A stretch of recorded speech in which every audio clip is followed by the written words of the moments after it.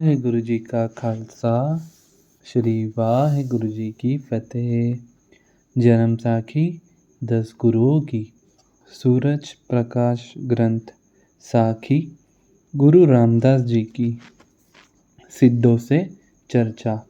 एक बार सिद्ध योगियों का समूह देशांतन करता हुआ गुरु जी के दर्शन करने के लिए गुरु के चक्का आया।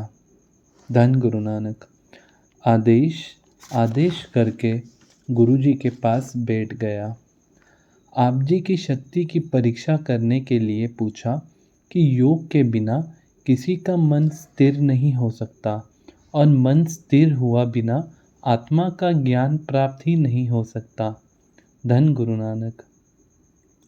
आत्मा ज्ञान के बिना मुक्ति की पदवी नहीं मिलती, परंतु आप अथवा आपके सिख जो योग मार्ग को धारण नहीं करते, उनको मुक्ति किस तरह प्राप्त हो सकती है? वह कभी मुक्ति प्राप्त नहीं कर सकते। धन गुरु नानक। सिद्धों की यह दलील सुनकर गुरुजी ने कहा, हमारे मत में एक चित्त होकर सतनाम का स्मरण करना ही योग है। आपके मत अनुसार जो योग है वह बहुत कठिन है। इससे शरीर को रोग लग जाता है, शरीर नकारा हो जाता है। परंतु अगर सिद्धि प्राप्त भी हो जाए तो फिर मन रिद्धियों सिद्धियों में फंसकर जगत वासना में भ्रमण करने लग जाता है। धन गुरु नानक।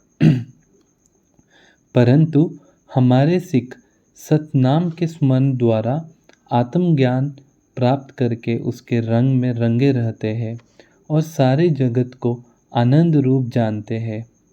हाथों से किरपार और मुंह से बांसुरी बजानी निष्फल है अगर मन भति भति के खेलों में खेल रहा है। हे योगी जनों, इस मन को हरि प्रभु के रंग में रंगाना करो, जो सदा ही एक सारे व्यापक हो रहा है। धन गुरु नानक। इस प्रथा आप जी ने यह शब्द उच्चरित किए। आसा महला चौथा घरु छवा, हाथी कर तंत बजावे, योगी थोतर बाजे बेण, गुरुमति हर गुण बोलहु, जोगी हो मनो हर रंग भैण, जोगी हर देहि मति उपदेसु, जुग जुग हर हर एक वर्ते, तिसु आगे हम आदेसु। रहाओ गावे राग भांति बहु बोलिए, हुई मनो खेल खेले, जो वही कृप सिंचन को बुसुदा, उठी बैल गए चर बेल, काइया नगर मही कर्म हर, बोवो हर जामे हर खेत, मनुआ अस्तित बैल मन जोरु, हर चिसरत गुरुमति जेतु, जोगी जगत शिष्ट सब तुमरी, जो देहु मत तित चेल, जन नानक के प्रभ अंतर जामी, हर लाहो मनु पेल। धन गुरु नानक। एक तपस्वी का भ्रम निर्वर्तन करना। श्री गुरु रामदास जी सभी ही प्रभु प्रेम में मगन रहते थे और असंख्य सिख आप जी से नामदान का उपदेश लेकर सिक्की धारण करके गुरु गुरु जपते थे।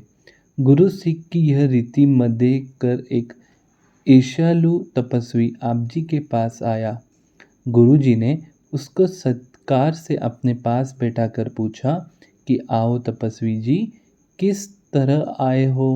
तपस्वी ने कहा, मैंने सारे मतों के संत भक्तों को देखा है, तीर्थ की यात्रा करते हुए भी बहुत लोग देखे हैं, परंतु आपके सिखों जैसा मैंने कोई अभिमानी नहीं देखा, क्योंकि यह और किसी मत के साधु संत को नहीं मानते और न ही यह वेद शास्त्रों की भूमि की सुभी रीति को ग्रहण करते हैं।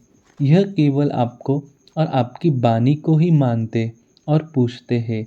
फिर वेद वाणी का त्याग करके इनका उद्धार किस तरह होगा? गुरु जी ने पूछा, तपस्वी जी, तीर्थ स्नान और वेद वाणी के पाठ का क्या फल होता है?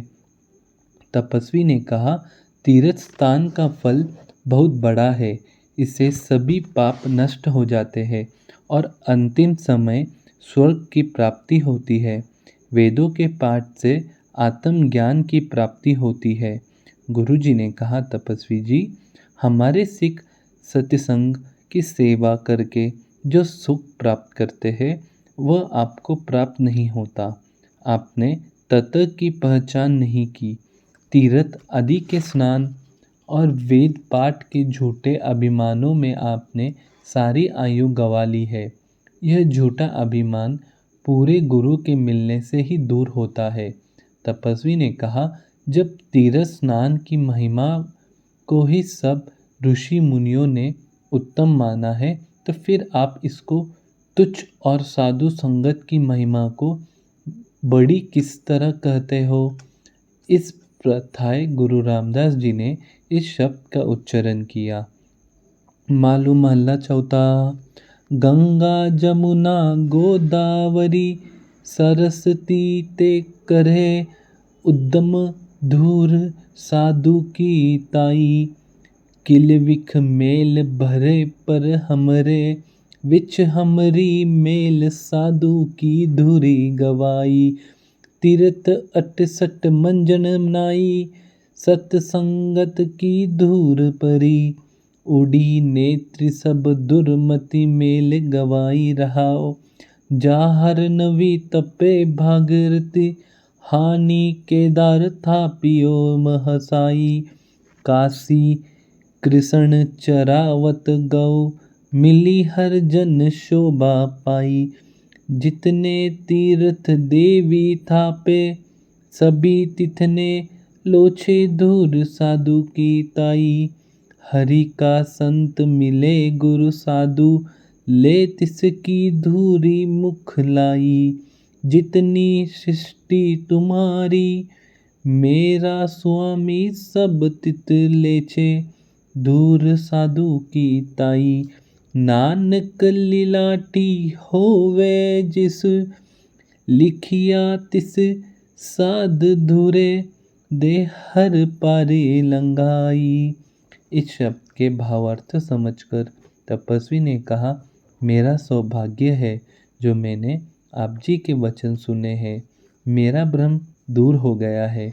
तदुपरांत गुरु जी के वचन पर श्रद्धा धारण करके तपस्वी ने सिक्खी धारण कर ली और सदा सत्संग करता रहा।